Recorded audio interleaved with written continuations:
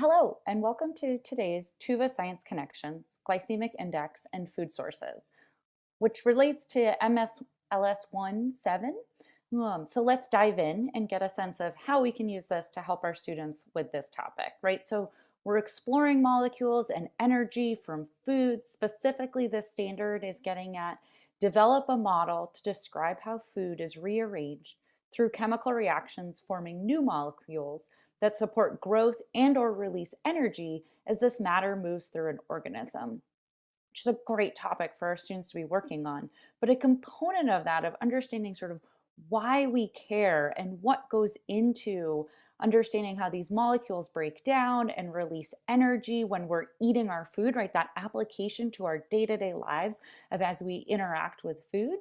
We can provide opportunities for our students to explore relationships between the glycemic index and which is a proxy for the speed at which glucose breaks down and enters our bloodstream to release that energy and give us energy across different food items and how that relates to their nutritional value. So we can connect up this fundamental life science content with the day-to-day lives that our students go through. And when we do that, we can ask questions like, how does the glycemic index vary for different food options?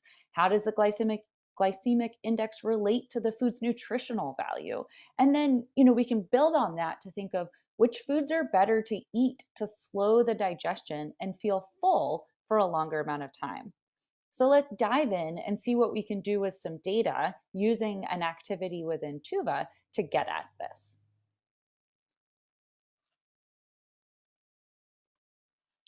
So a little bit about this data set.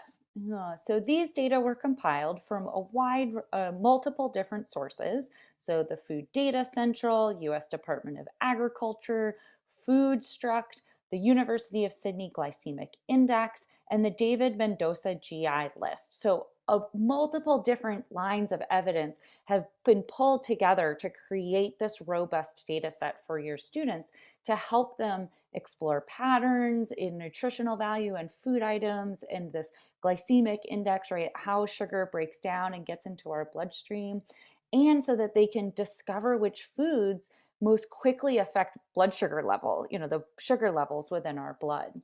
And this data set has 56 cases and 8 attributes. So let's explore a little bit more what that actually means. So when we're in our data set, we can get a quick sense by looking at the table view. And we could see, okay, so if each case is a row within the data set, what seems to be going on in this? Okay, so each of these cases are information about different food items that you might come across on a daily basis. Okay, so that's helpful. So we have 56 different food items that we can make inferences from. And then we have these 8 attributes. So we know what the food item is. We know generally what category it's been broken down into. And then we have sort of 4 attributes that get at the nutritional value. How many grams in 100 grams of the food item are carbs, fiber, protein, fat? Okay, that's helpful. Those are informations that we see on those nutritional facts all the time for different food items. And then we have this glycemic index. And if we're not really certain what this is, we can kind of click on vocabulary to remind ourselves of, okay, so it's a system that ranks foods to create a comparable score across all foods, regardless of what that food item is. It goes from 1 to 100. Okay, that's helpful to know what our boundaries are and to get a sense of how sugar is released into your bloodstream, right? Sort of how those molecules break down and result in that energy release, which is what we're trying to build that better conceptual understanding of. So foods with low glycemic value tend to release glucose into the bloodstream more slowly and steadily, and foods with high glycemic value release the glucose into the bloodstream quickly. We can result in sort of a sugar high, things like that. Okay, so that's helpful. That's our glycemic index. And then our glycemic index level is just getting a sense of, is it low, medium, or high? And low, according to standards, is below 55, high is above 70, things like that. Okay, so we've oriented to the data. Let's go back to answering those questions we have. How does glycemic index vary for different food items of these 56 that we have? Okay, so we're interested in glycemic index, so let's just jump right in. and take a look. Oh, interesting. Okay, we've got a pretty large variety, right? We know the scale goes from 1 to 100, and here we've got 4 different food items that are registering as a 10, so that's really low, and one that's registering all the way at a 90. So we're almost covering the full range of values of 1 to 100 of our glycemic index. What if we were interested in getting a sense of sort of, is there a pattern with how this varies across the different categories of types of food? So baked goods, fast food or processed food, fruits, grains, legumes, nuts, and vegetables. So we can do sort of a quick eyeball and taking a look. It seems like our baked goods and fast foods, while sort of all throughout, are definitely kind of anchoring the top end of this range. Seems like our nuts are anchoring the bottom end of the range, or yeah, our nuts are in the bottom end of the range. Our vegetables are sort of spread out through the middle. So by using color, we can start to get a sense of what might be some underlying drivers for this spread in the range of the glycemic index across these 56 variables. Let's go a step further and let's look more specifically. Okay, taking this apart for each of these food categories, what's the range of glycemic indices that they have? And this is helpful, but let's actually make a box and dot plot so that we can really get a better sense of sort of what is the, kind of where 50% of the values are falling for each of these food categories. And now we can really see, okay, there's some stark differences across our different food categories, right? Our informal sense that baked goods were hanging out here on the top end, yeah, well, 50% of them fall out right here, fully on the top end of our range. Our nuts, 50% of them are fully in this low part of the range. So by building into this, by using different colors and different graph types, we can get a sense that the glycemic index, not only does it differ by individual food items, but it differs by these food categories. And the range of the glycemic index within a category can vary across categories, but there are categories that are sort of more on the high end or more on the low end of this comparable score across different foods, meaning, right, then there's a difference in how long it takes for those glucose molecules to be broken down and to enter our bloodstream. So relating back to how that energy gets released within an organism and the time frame of that.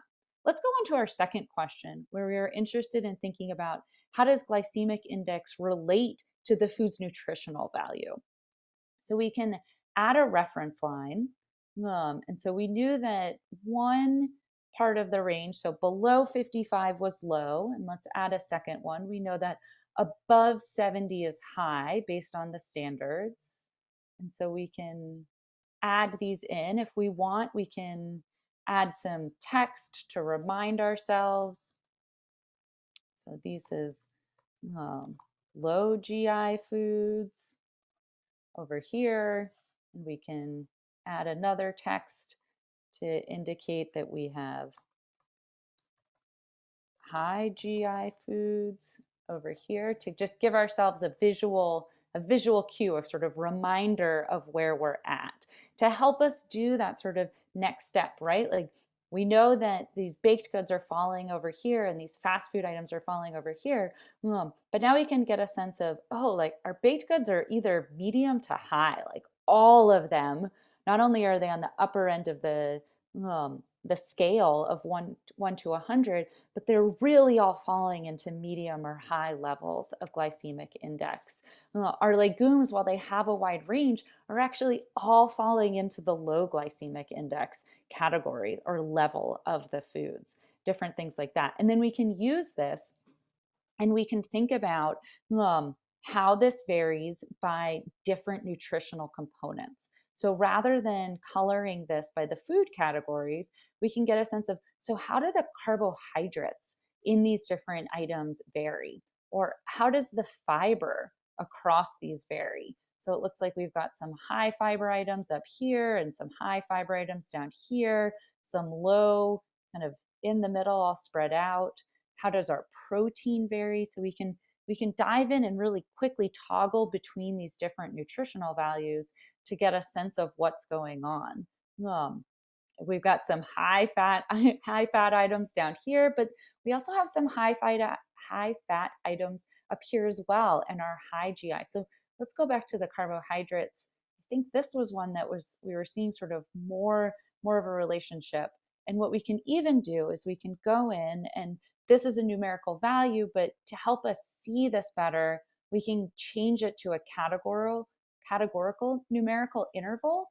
And so now we can see, right? So these high intervals, 80 to 99, 60 to 79, 40 to 60 are all falling out up here. So these are our high categories of the amount of carbs in our foods are also falling out in our high levels of glycemic index levels for our foods. And so what we can start to see is that there's a correlation between the nutritional value, the amount of carbs, and the glycemic index level.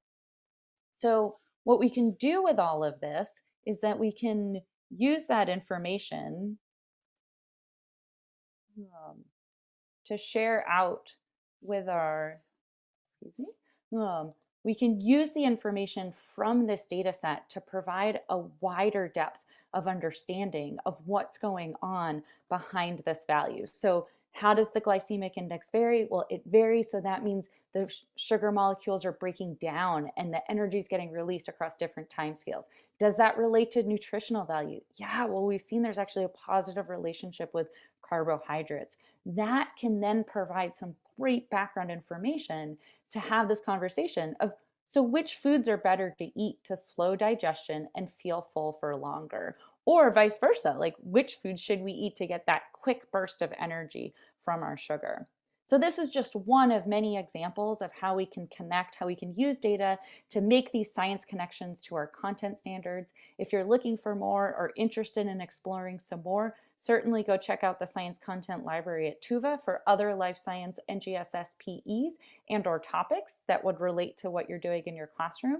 I hope it goes well. Always reach out with questions. Thank you for your time and enjoy. Have a good day.